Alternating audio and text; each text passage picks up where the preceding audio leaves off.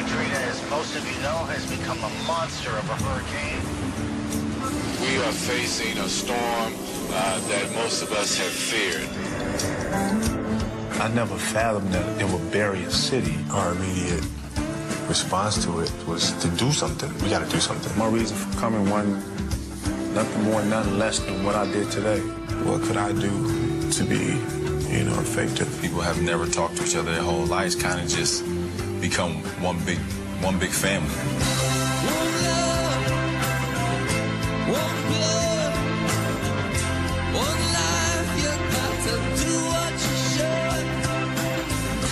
One life with each other, sisters, brothers.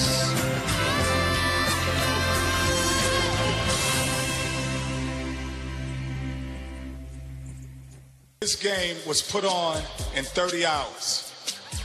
30 hours. It's on national television. It's NBA sanctioned, and it's in the home of the Houston Rockets.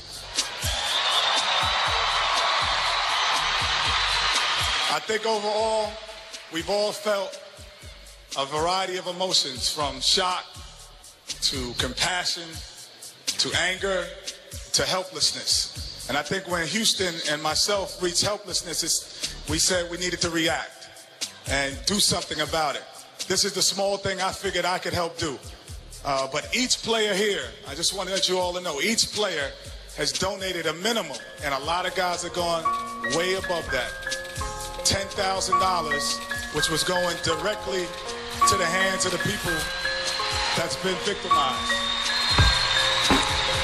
And lastly, to me, there's never been a basketball game with more importance.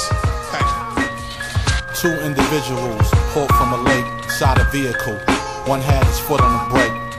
The windows was fully up and the doors was locked. The news made the headline and the town was shocked. The driver was clutching a can of high C.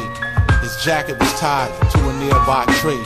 His jeans had dye in them. An unusual tattoo was the only hope of identifying him.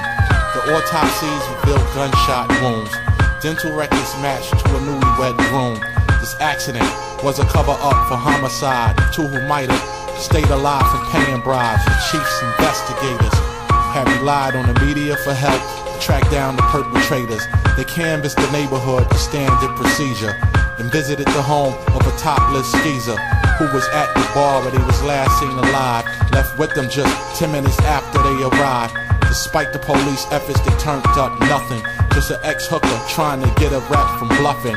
But the wide publicity had just paid off from a hard rock inmate who was just made sore. He said he knew a man who killed the pop star and almost got caught by a passing cop car. The inmate said probably the motive was robbery. And knowing this and keeping it a secret, it bothers me. He said this individual killed for low billings and purchased the murder kit blocks from a killing. The sheriff's office had no time to waste, plus the inmate made a deal to avoid the case.